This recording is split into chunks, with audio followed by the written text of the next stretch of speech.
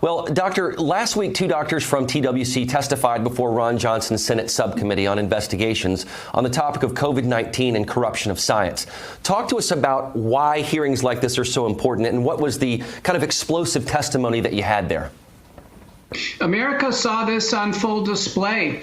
The biopharmaceutical complex and their state actors, and I would put Richard Blumenthal and Hawaii Governor Dr. Josh Green in the complex, they were essentially promoting a false narrative that the COVID-19 vaccines saved millions of lives. So therefore, the damage caused by the vaccines, including heart damage, myocarditis, and the lives lost due to the vaccines, was somehow worth it.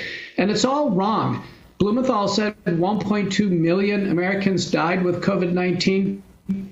Even the CDC data suggests, just half of those individuals actually had pneumonia as categorized in the National Center for Health Statistics data.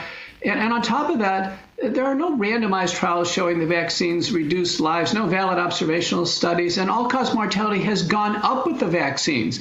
So what we found is a cover-up. The government was covering up the fact that the vaccines were causing heart damage, fatal myocarditis. So if we're seeing, Doctor, that some of the studies that you're talking about did not actually reduce deaths, but what you are seeing studies that show that there is a direct link between the vaccine and myocarditis and pericarditis, what do those statistics show? Is that more likely that the cure was worse than the disease? The cure was definitely worse than the disease. The messenger RNA from Pfizer Moderna is found in the human heart, and its spike protein produced are found at the time of autopsy.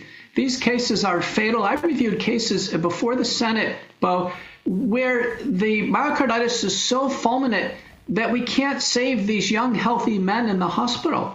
That's how dangerous these vaccines are. So there have been untold numbers of lives lost due to the vaccine. The FDA still doesn't warn that myocarditis can be fatal on the package insert.